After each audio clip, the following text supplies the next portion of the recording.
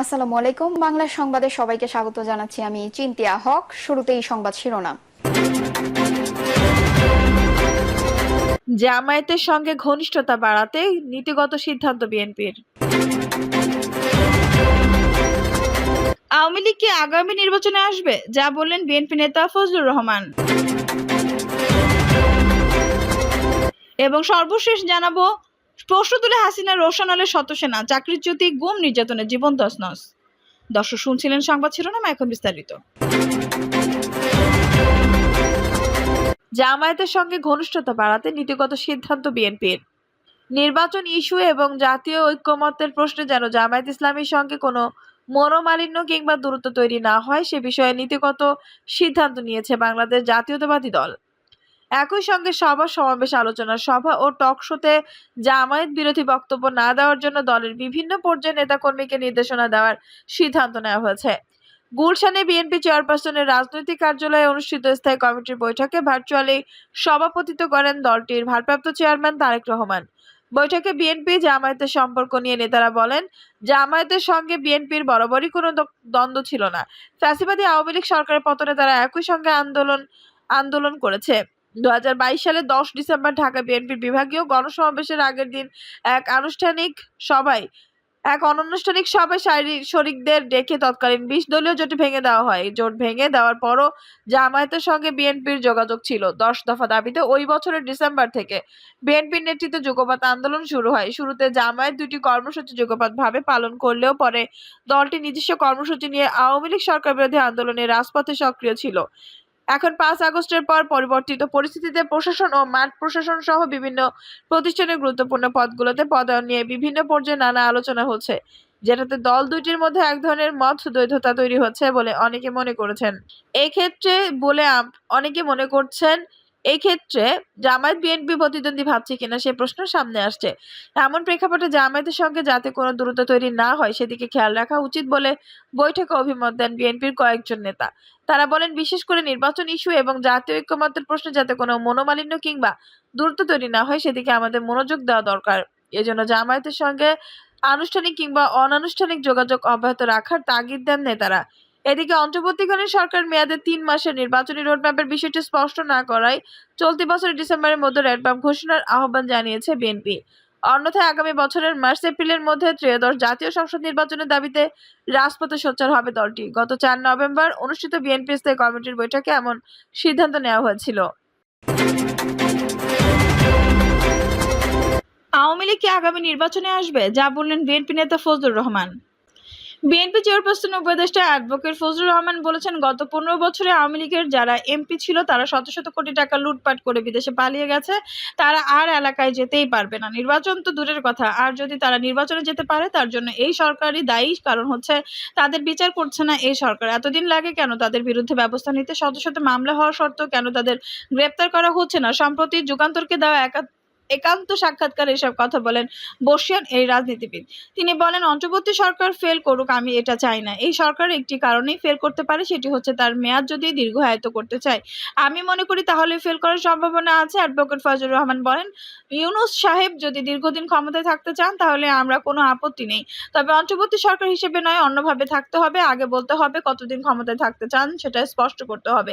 আমি মনে করি ডক্টর ইউনূসের মতো দেশে প্রধানমন্ত্রী থাকা বাংলাদেশের জন্য গর্বের। ফজলুর রহমান প্রশ্ন রেখে বললেন, ডক্টর আসিফ নজরুল ইসলাম বলেছেন 2025 সালের মধ্যে নির্বাচন সম্ভব, তাকে কেন মুখে তালা লাগিয়ে দেওয়া হলো? সেনাপ্রধান তো বলেছিলেন 1.5 বছরের মধ্যেই নির্বাচন করা সম্ভব, তাকেও থামিয়ে দেওয়া হলো কেন? একদম জাতিসংঘে কথা বলে তাকে সেনাপ্রধান থামিয়ে দেওয়া হলো। ইউনূস সাহেব যদি আরো 10 বছর দেশ চালাতে চায় তাহলে কোনো আমার আপত্তি নেই। আমি ওনাকে ডক্টর ইউনূস স্যালুট করি। আমি মনে করি ডক্টর ইউনূসের মতো ব্যক্তি আমাদের দেশের প্রধানমন্ত্রী থাকা উচিত, আমাদের দেশের জন্য গৌরব হবে। প্রশ্ন তুলে হাসিনার রোশানলে শতসেনা, চাকরিচ্যুতি, গুম, নির্যাতনে জীবন তছনছ। সেনা কর্মকর্তাদের একটি তালিকা করা হয়েছে। হয়েছিল। 2009 সালে পিলখানায় সহকর্মী সেনা কর্মকর্তাদের পরিকল্পিত ও নৃশংসভাবে হত্যার কয়েকদিন পর ওই বছরের 1 মার্চ ঢাকা সেনানিবাসে তৎকালীন প্রধানমন্ত্রী শেখ হাসিনাকে আমরা যারা কিছু প্রশ্ন করেছিলাম, বিচার চেয়েছিলাম তাদের তালিকা। এই তালিকার প্রথম শিকার আমরা 6 জন সহকর্মীদের হত্যার বিষয়ে প্রশ্ন তুলে বিচার চাওয়ার অপরাধে চাকরিচ্যুতি, গুম, নির্যাতনের জীবন তছনছ কোনো তদন্ত এবং অত্যাপক্ষ সমর্থনের সুযোগ না দিয়ে আমাদের বরখাস্ত করা হয়। পরে বরখাস্তের আদেশ বাতিল করে 5 জনকে অকালীন অবসর দেওয়া হয়। তালিকার অন্যদেরও অন্যায়ভাবে চাকরিচ্যুত করা হয়। তরুণ 5 সেনা কর্মকর্তাকে প্রায় 1 বছর আটকে রেখে নির্যাতন এবং 5 বছর করে কারাদণ্ড দেওয়া হয়। নষ্ট করে দেওয়া হয় তাদের ক্যারিয়ার। অনেকের পদোন্নতি বন্ধ এবং বেশ কয়েকজনকে জঙ্গি তকমা দিয়ে বরখাস্ত এবং নির্মম নির্যাতন শেষে কারাগারে পাঠানোর ঘটনাও ঘটে। কালের কণ্ঠকে এই কথাগুলো বলেন ভুক্তভোগী সেনা কর্মকর্তা লে কর্নেল অব মোহাম্মদ শামসুল ইসলাম। গত 5 আগস্ট ছাত্র জনতার অভ্যুত্থানে স্বৈরাচার শেখ হাসিনা সরকার পতনের পর পিলখানা হত্যাকাণ্ডের বিষয়টি আবার আলোচনায় এসেছে। দাবি উঠেছে ঘটনার পূর্ণ তদন্তের। অন্তর্বর্তী সরকার থেকেও এর আশ্বাস মিলেছে। একই সঙ্গে 15 বছর আগে সহকর্মীদের উপর চালানো ওই হত্যাকাণ্ডের সুষ্ঠু তদন্ত ও বিচার চাইতে গিয়ে চরম আক্রোশের শিকার হয়েছিলেন, কিন্তু মুখ খোলার পরিবেশ পাননি সেই সব সেনা কর্মকর্তাও।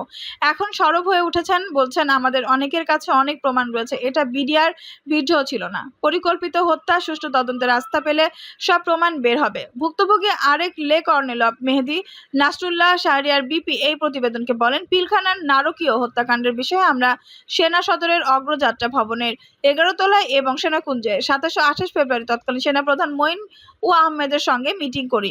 সেখানে প্রধানমন্ত্রী শেখ হাসিনাকে সেনা সদরে আসার জন্য বলার প্রস্তাব এবং তাকে জিজ্ঞাসা করার জন্য কিছু প্রশ্ন নির্দিষ্ট করা হয়। দেশের সব সেনা নিবাস থেকেও এ বিষয়ে সেনা কর্মকর্তাদের কাছে বিভিন্ন পয়েন্ট সংগ্রহ করা হয়। প্রধানমন্ত্রীকে কারা এই প্রশ্নগুলো করবেন তাও নির্ধারণ করা হয়। প্রধানমন্ত্রীর কাছে এর মিলিটারি ইন্টেলিজেন্স পরিচালক এই প্রস্তাব ও প্রশ্নগুলো নিয়ে যান। এক পর্যায়ে শেখ হাসিনা সেনানিবাসে আসতে সম্মত হন, কিন্তু ওই সব প্রশ্ন উপস্থাপন এবং পিলখানা হত্যাযজ্ঞের প্রকৃত তদন্ত ও বিচার চাওয়ার বিষয়টি তিনি মেনে নিতে পারেননি। আমার ধারণা ঢাকা অন্য সেনাবাহিনী মিলিয়ে প্রায় 100 জনের তালিকা করা হয়েছিল। এদের সবাইকে শেখ হাসিনা এবং তার অনুগতদের আক্রোশের শিকার হতে হয়েছে। চাকরিচ্যুত করা ছাড়াও অনেকের প্রমোশন বন্ধ করে দিয়ে চাকরির মেয়াদ কমিয়ে দেওয়া হয়েছে। শেখ হাসিনা সরকারি প্রশ্ন করে চাকরি হারিয়েছিলেন এমন একজন সাবেক সেনা কর্মকর্তা পরিচয় প্রকাশ না করার শর্তে বলেন, 1 মার্চ ঘটনায় যাদের তালিকাভুক্ত করা হয়েছিল তাদের সংখ্যা 100 জনের কাছাকাছি বলেই জেনেছিলাম। যা ঘটেছিল 1 মার্চ রাজধানী পিলখানার বিডিআর সদর দপ্তরে। 2019 সালের 25 ও 26 ফেব্রুয়ারি ঘটেছিল দেশের ইতিহাসের নৃশংসতম হত্যাকাণ্ড। বিডিআরের একাংশের বিপদগামী সদস্যরা বাহিনীর মহাপরিচালক মেজর জেনারেল শাকিল আহমেদ সহ 58 জন সেনা সদস্যকে 57 জন কর্মকর্তা এবং একজন সৈনিক হত্যা করেন। নারকীয় এই হত্যাকাণ্ডের 78টি সেনা পরিবারের মোট 110 জন সন্তান পিতৃহীন হয়। 4 জনের জন্ম হয় তাদের পিতা নিহত হওয়ার কয়েক মাস পর। উদ্ভূত পরিস্থিতিতে তৎকালীন প্রধানমন্ত্রী শেখ হাসিনা ওই বছরের 1 মার্চ সেনাকুঞ্জে সেনা কর্মকর্তাদের সঙ্গে বৈঠকে বসতে সম্মত হন। সেখানে বিভিন্ন পদমর্যাদায় প্রায় 2000 সেনা কর্মকর্তা উপস্থিত ছিলেন। পিলখানা হত্যাকাণ্ড থেকে ভাগ্যক্রমে বেঁচে যাওয়া বেশ কয়েকজন সেনা কর্মকর্তাও। বৈঠকে শেখ হাসিনার সঙ্গে উপস্থিত ছিলেন তখনকার কৃষিমন্ত্রী মতিয়া চৌধুরী। সেখানে পিলখানা হত্যাকাণ্ডে স্বরাষ্ট্রমন্ত্রী সাহারা খাতুন, শেখ ফজলে নূর তাপস, শেখ সেলিম, স্থায়ী সরকার প্রতিমন্ত্রী জাহাঙ্গীর কবির নানক এবং হুইপ মির্জা আজমের বিতর্কিত অবস্থা নিয়ে প্রশ্ন ওঠে। অবিলম্বে স্বরাষ্ট্রমন্ত্রী, স্থানীয় সরকার প্রতিমন্ত্রী ও হুইপকে বরখাস্ত করার দাবি জানানো হয়। কেন সেনা কর্মকর্তা এবং তাদের পরিবারের সদস্যদের দ্রুত উদ্ধারের ব্যবস্থা নেওয়া হলো না? র্যাব ও সেনাবাহিনীকে কেন অভিযান চালাতে দেওয়া হলো না? সেই প্রশ্ন করা হয়। জানানো হয় সেনা কর্মকর্তাদের পরিবারের নারী সদস্যদেরও সেখানে নির্যাতনের শিকার হয়েছেন। ওই বৈঠকের অডিও ক্লিপ সে সময় প্রকাশ্যে আসে। সেনানিবাস থেকে ফিরে শেখ হাসিনা সংসদে গিয়ে বলেছিলেন, ওরা তো দেখি বিএনপির ভাষায় কথা বলে। এ বিষয়ে লে কর্নেল অব মেহেদী নাসরুল্লাহ শাহরিয়ার কলের কণ্ঠকে বলেন, অন্য কয়েকজনের সঙ্গে আমিও সেদিন শেখ হাসিনাকে প্রশ্ন করার দায়িত্বে ছিলাম এবং প্রশ্ন করি। সে সময় সেনা কর্মকর্তারা নারকীয় ওই হত্যাকাণ্ডের বিচার বিভাগ ও সেনাবাহিনীর অংশগ্রহণে নিরপেক্ষ কমিটির মাধ্যমে সুষ্ঠু তদন্তের দাবি জানান। লে কর্নেল অব মোহাম্মদ শামসুল ইসলাম বলেন, পিলখানা হত্যাকাণ্ড থেকে বেঁচে আসা সেনা কর্মকর্তারা বক্তব্য দেওয়ার সময় কান্না আটকাতে পারেননি। এটি অন্যদের মধ্যেও প্রভাব ফেলে। আবেগতাড়িত ক্ষোভ প্রকাশের ঘটনা ঘটে, কিন্তু সহকর্মীদের হারানো বেদনা থেকে স্বাভাবিক এই ক্ষোভ প্রকাশের জন্য সংশ্লিষ্ট সেনা কর্মকর্তাদের চরম মাশুল দিতে হয়। দর্শক, এই ছিল এখনকার সর্বশেষ সংবাদ। নিশ্চয়ই ভালো লাগলো অবশ্যই একটা লাইক দিন, কমেন্টে আপনার মূল্যবান মতামত জানান। সবসময় আমাদের পাশে থাকতে সাবস্ক্রাইব করে বেল বাটনটি অন করে রাখুন। ধন্যবাদ।